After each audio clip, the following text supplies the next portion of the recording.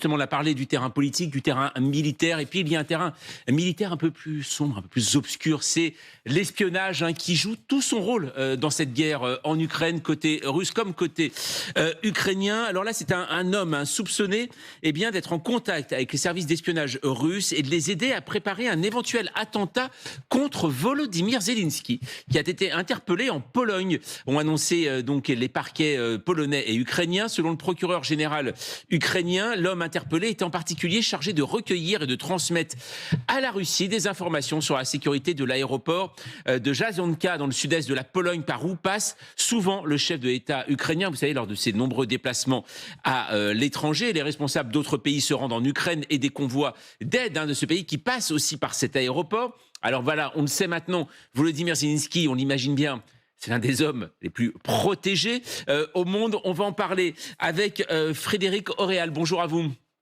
Bonjour monsieur. Alors, vous êtes ancien haut fonctionnaire au ministère de l'Intérieur. On imagine toujours une sécurité maximum autour de personnes telles Volodymyr Zelensky.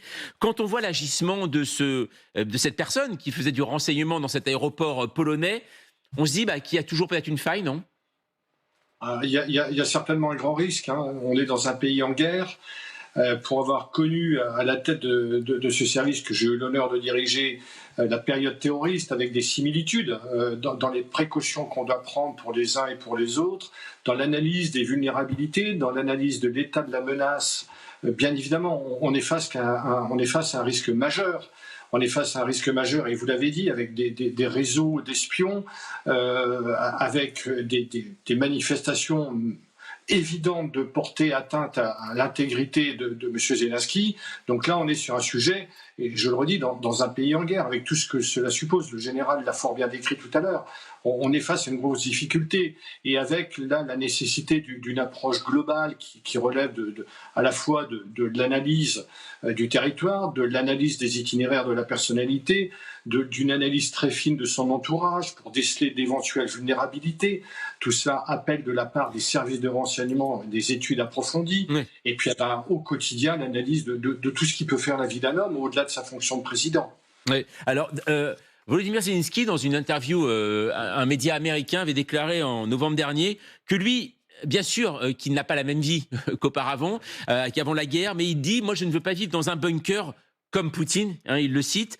Mais pourtant, on n'imagine pas cet homme du tout avoir une vie normale. Ça veut dire que quand il dit ça, il vit tout de même dans une sorte de bunker quand il est dans son palais présidentiel.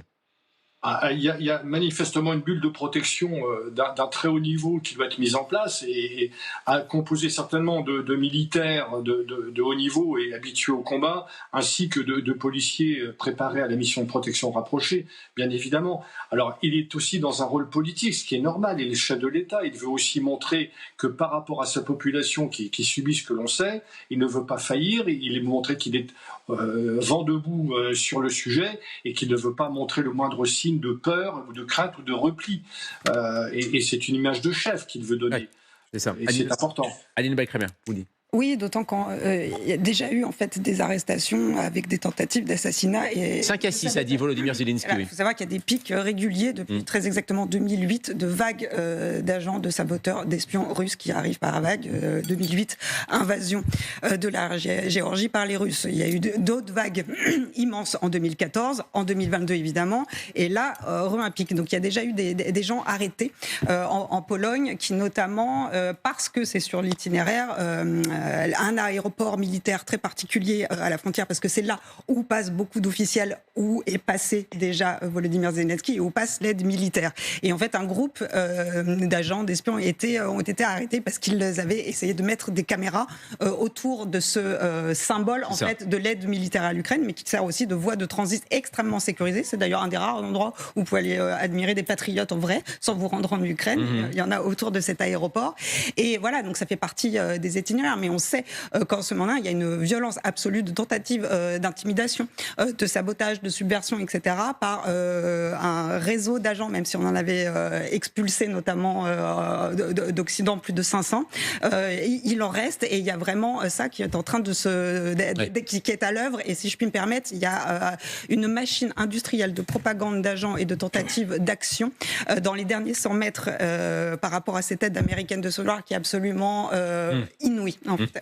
Inouïe. Alors, Aurélien Duchesne, on se souvient d'ailleurs, dès le début, c'était l'information qui était passée, dès le début de l'intervention, l'invasion russe en Ukraine, c'était véritablement, le plan était de prendre Kiev et de prendre Volodymyr Zelensky.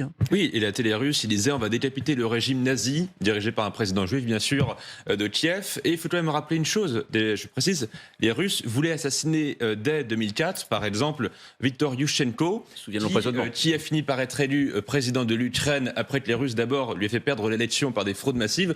Je dis ça pour tous ceux qui pensent que Poutine s'est radicalisé. Ça fait 20 ans qu'il était prêt à tuer des dirigeants ukrainiens. Si on en revient au cas de Zelensky, on observe aussi la différence entre, d'un côté, jamais les Ukrainiens n'ont été jusqu'à, par exemple, cibler des officiels russes, que ce soit des ambassadeurs ou autres, alors que les Ukrainiens ont quand même perdu, par exemple, un ministre de l'Intérieur mort en fonction, et qu'on sait que les Russes, dans une tentative de tuer Zelensky, étaient prêts à tuer le Premier ministre grec qui se trouvait, son convoi était juste à côté de là où les Russes ont frappé.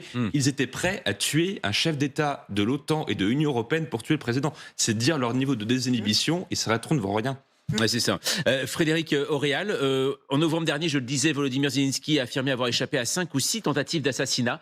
C'est-à-dire qu'on est une cible permanente, bien sûr, quand on est un chef d'État. On imagine qu'un chef d'État en guerre, c'est encore pire, et donc par rapport à des gens qui le protègent, on imagine la pression autour d'eux. Surtout quand à la tête du pays agresseur, vous avez l'ancien chef du FSB. Donc je vous laisse imaginer le savoir-faire et l'expérience qu'il peut y avoir sur le sujet. Bien évidemment, on l'a vu dans notre pays au moment de la période terroriste, et elle n'est pas finie, à quel point nous avons été amenés, sous l'autorité du président et du ministre de l'Intérieur, à relever le haut niveau de protection d'un certain nombre de personnalités, dont bien évidemment je tairai le nom, mais parce qu'il y avait véritablement un danger imminent d'atteinte à leur vie, et qui exigeait de la mise en place de moyens qu'on peut qualifier de lourds. Vincent Hugeux, c'est toujours assez étonnant de voir quand même tes prises de décision dans ce contexte-là. On imagine en effet le contexte sécuritaire complètement presque irrationnel même pour nous, je pense. Oui, vous connaissez la célèbre maxime, c'est parce qu'on est paranoïaque qu'on n'a pas d'ennemis, et de toute façon une certaine forme de parano raisonnée est absolument indispensable. Dès printemps 2022, un conseiller très proche de Zelensky estimait à une douzaine les tentatives d'attentats le visant. D'après les services de renseignement occidentaux, on serait plutôt autour de 3, 4, 5 tentatives sérieuses. Et je rappelle qu'en août 2023, vous avez une femme qui travaille dans un magasin militaire près de Mykolaïv, donc qui a été arrêtée pour avoir fourni des renseignements sur les déplacements imminents de Zelensky qui devait s'y rendre. Dernier point, puisqu'on parle de Pologne et de porosité, Leonid Volkov, le bras droit d'Alexei Navalny, a été agressé à Vilnius, et on vient d'arrêter en Pologne 2 de ses agresseurs présumés.